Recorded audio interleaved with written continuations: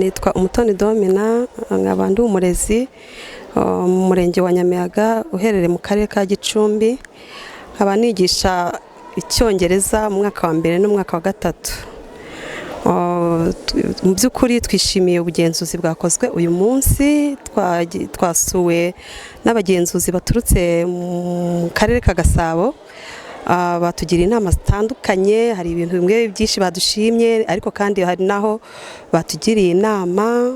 Wenda ndahera mu bidanago byanjye bya buri munsi, aho mu mitegurire bangiriye inama ko ngomba kujya nibanda ku bana bafite intege nkeya mu bijyanye no kwiga, haba bafite ubumuga butandukanye, hari abafite ubumuga bwo kutumva. Ikigo cyacu dufite abana benshi bafite ubumuga butandukanye, hari abana bafite intege nkeya mu myigire.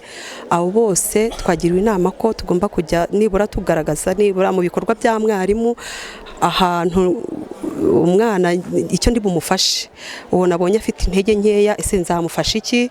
Nabo ku buryo mu gitondo kare, ubusanzwe dutangira saa 2, ariko saa 1 nibura abo bakeneye remedio tukabagira inama igihe tubonye ko tukabigisha igihe tubonye ko bafite intege nke, tutagombye gutegereza igihe cya remedio ziba muri weekend ndetse no mu biruhuko. Abo ngabo twakwiye kubaheraho mu minsi isanzwe, hanyuma bikagera muri weekend nibura bigaragara ko hari icyo bafashe.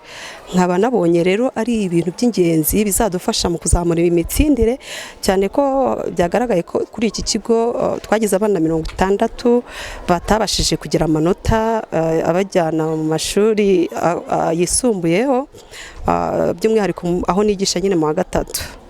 Rero twafashe ingamba, turi mu ngamba, turimo kubigenza neza. Abana tugomba kubaha imikoro myinshi, abo b'intege nkeya nyine tukabaha izo remedio, tukajya tugera hano ubundi saa 1 tugatangira akazi. Hari n'abahagera saa 12 bitewe nuko tuba twabipanze abarimu bagera mu maklasi terminali. Mbona bizatanga umusaruro at the end of the year, mbona ko bishobora kuzatanga umusaruro ushimishije. Amazina nitwa Twizeyimana Vincent, akaba njye ushinzwe amasomo muri kino kigo cya Institut Don Bosco Kabarondo TSS, ariko amasomo nshinzwe ni ku gice cya TVET, kubera yuko ikigo cyacu gifitemo parite ebyiri, hari General Education irangira na Troncome ndetse na TVET cya TSS, ariho dufitemo amateredi agera muri 7. Icyo gice rero akaba ari cyo mbereye umuyobozi ushinzwe amasomo. Munsi twakira inspection ya NESA. Inspection rero twayishimiye cyane ko inspection babanza kutubwira ko ntago ari cyakaduteye ubwoba, ahubwo ni uburyo bwiza bwo gufatanya n'ibigo bya leta ndetse na ministeri ifite mu nshingano kugira ngo turebe ko twazamura ireme ry'uburezi nk'uko byifuzwa. Uyu munsi rero bari batugendereye kandi badusuye, twabatembereje ikigo. Mu byo bagenzuye aho abana barara, bagenzura ubwiherero bw'abana, bagenzura aho abana barira ndetse n'igikoni ndetse n'amashuri abana bigiramo muri rusange. Nyuma y'ubwo bugenzuzi rero bakoze, nta kibazo kirekire cyangwa ibibazo byinshi babonyemo, kudukurikije feedback baduhaye n'inama batugiriye, kubera yuko byose bagiye basanga nibuze uko byifuzwa, imbaraga zikenerwa twarazishyize mu cyakoze. Hari aho batugiriye nk'inama, urugero nk'aho ku ma workshop, ubwo ma workshop naho abo biga muri TSS bakorera practice, aho twari twanabibwiye minisitiri ubwo aheruka kudusura ko icyo kibazo tugifite ko zidahagije, ariko batugiriye inama ko tugomba gukomeza natwe kwishakamo ibisubizo, ariko ireme ry'uburezi dushaka tukarigeraho. Ndetse kandi bakomeza banatubwira ko umurongo turimo nta kibazo mu mitsindishirize twababwiye muri make, kandi nabo banarebye muri raporo barabibona imitsindishirize, cyane ko yaba muri General Education yaba no muri TSS imitsindishirize aba ari 100%. Rero badusabye ko twagomba gufatanya, yaba NESA yaba RTB natwe nk'ikigo, kugira ngo dukomeze kuzamura ireme ry'uburezi nk'uko byifuzwa. Nitwa Nunguye Innocent, ndi umuyobozi wa GS Kagamba, ikigo cy'uburezi bw'ibanze bw'imyaka 12 giherereye mu murenge wa Nyamiyaga, akarere ka Gicumbi. abagenzuzi batugezeho bagenzura ikigo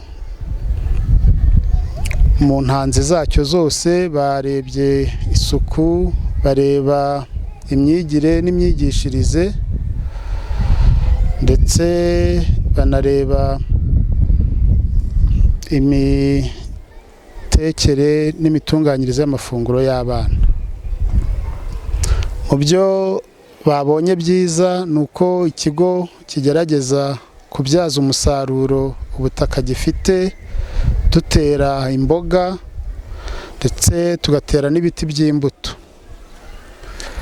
Babonye kandi ko amafunguro ategurirwa ku gihe, ku buryo abana basohoka amafunguro yatunganye. Kimwe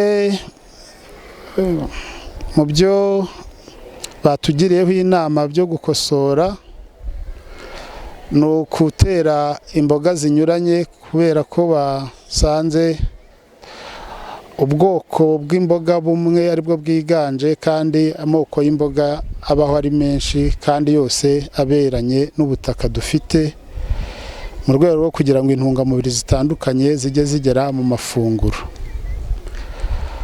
Indi nama twagiriwe niyo gutunganya ubusitani ntibube nk'imirima, ahubwo hakabonekamo uturima tw'igikoni twinshi, turimo na za mbuto na za mboga zinyuranye. Nitwa Seri Marie Rose Mujawayezu, nkaba nyobora iki kigo cya Institut Don Bosco Kabarondo. Turashima rero uburyo timu ya NESA yadusuye, ibyo batugiriyemo inama bizadufasha. Ibintu bagenzuye hano cyane cyane barebye mu bijyanye n'ibidanago, uko abarimu bigisha teaching and learning, barabigenzura basanga bimeze neza. Bagenzura abanyeshuri twahawe na NESA uyu mwaka w'amashuri, bareba muri SDMS, bareba muri KAIDAPER, basanga birahura bimeze neza. Ibindi barebye ni mu gikoni, aho mu ma workshops bagenzuye ikigo cyose bagitambagiye, kandi basanze bimeze neza, batugira n'inama yo kurushaho. Kandi turizera ko bazadukorera n'ubuvugizi mu bikenewe cyane, nka computers z'abanyeshuri n'inke, ibitabo n'ibikeya, ndetse na workshops. Murakoze. Nitwa Eric Jamubandi, ndi umugenzuzi w'uburezi ubusanzwe nkorera mu karere ka Gasabo, ndi kumwe n'abagenzi banjye bane. Turi mu gikorwa cyo kugenzura ibigo by'amashuri byo muri aka karere ka Gicumbi. Iki ni igikorwa cyiza cyateguwe na Minisiteri y'Uburezi ku bufatanye na Minaroke. Rero ni igikorwa cyiza kuko ubusanzwe dukorera mu mujyi wa Kigali. Turimo turareba uburyo iyi gahunda yubahirizwa mu karere ka Gicumbi. Ku bijyanye n'imyigishirize, turimo kugenzura uburyo abarimu bigisha bateguye amasomo, tukareba ibidanago, tukareba uko bashyira mu bikorwa integanyanyigisho ndetse n'amavugurura yabaye mu burezi. Ibyo rero ni ibihamya bitwereka ko koko abarimu bigisha bateguye, ndetse kandi uburyo bakurikiranya amasomo ko yateganijwe mu nteganyanyigisho. Ibyo ngibyo ni nabyo bibafasha kugera ku ntego ndetse abana bagatsinda. Hari nk'aho yenda twabonaga cyangwa se dukomeje kubona isuku itubahirizwa neza, aho n'ubundi tugera mu kigo cy'ishuri nyuma y'ubugenzuzi tugakora n'inama n'abarimu ndetse n'abandi bakozi bakorera mu kigo cy'ishuri, tukabagaragariza ibyo twabonye, hanyuma tukajya inama y'icyakorwa kugira ngo barusheho kuyinoza ndetse no gushyira mu bikorwa ibyo twabonye bitanoze. Amazina nitwa Nzabandora Faustin, abandi senior engineer mu kigo cy'igihugu gishinzwe ibizamini n'ubugenzuzi bw'amashuri NESA. Ubu ngubu tukaba turi mu gikorwa cy'ubugenzuzi bugamije kureba ibintu bibumbiye hamwe bigera muri 4 cyangwa 5, birimo kureba ishyirwa mu bikorwa ry'inama ibigo by'amashuri biba byaragiriwe mbere, harimo kureba ubwitabire bw'abana batabashije gutsinda ibizamini bya leta, ubwo ni ukuvuga ni abana biga P6 senior 3 ndetse na senior 6. Hanyuma tukanareba nanone n'uburyo abana bagiye bashyirwa mu myanya, ubwo ni abaje mu mwaka wa 4 ndetse no mu mwaka wa mbere. Hanyuma tukanareba n'ibindi bijyanye n'isuku n'isukura n'imikorere y'ikigo muri rusange. Ibi rero ni ibikorwa bizafasha iki bigo mu rwego rwo kuzamura imikorere n'imikoranire mu mpande zose, cyane cyane harebwa ireme ry'uburezi.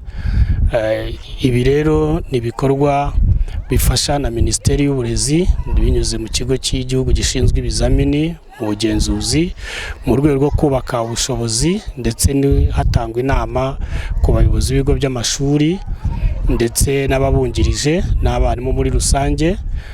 Dufatanyije rero na Minisiteri y'Ubutegetsi bw'Igihugu, ndetse twateguye iki gikorwa gihuriweho mu rwego rwo kugira ngo duhane inama zafasha kuzamura ireme ry'uburezi nk'uko tubyifuza.